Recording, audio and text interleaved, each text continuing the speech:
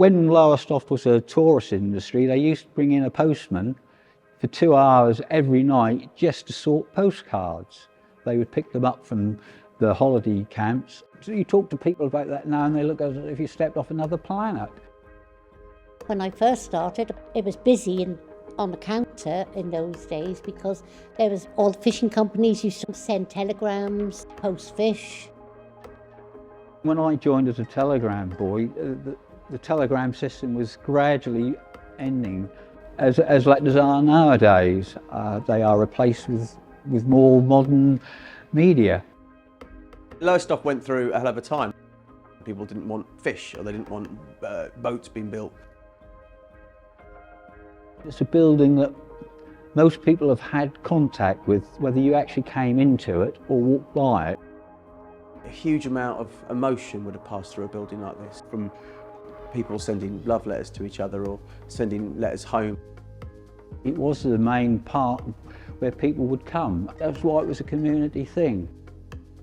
It was a busy office and I didn't want to see it shut. The story of this building is the story of this town, which is the story of Britain in the last 100 years. It's a case of places picking themselves up and working out what they do next.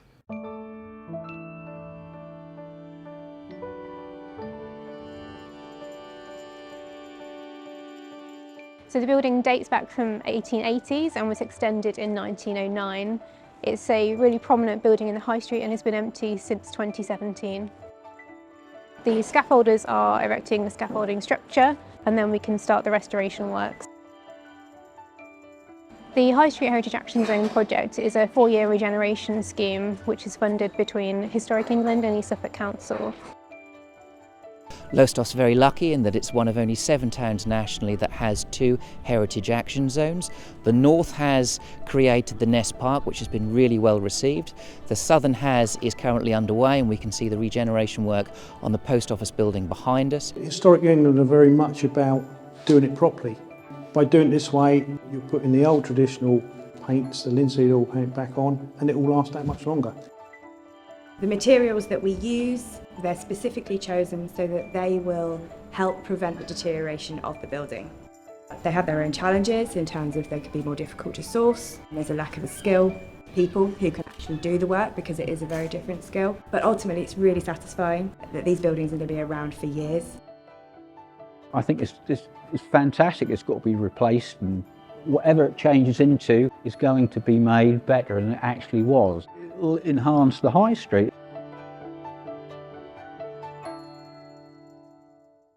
30, 40 years ago I was in Lowestoft and it was a most amazingly beautiful, and still is in my mind, place to work. Most extraordinary beaches, most extraordinary landscape. Got an incredibly dynamic and diverse, very witty kind of population I love.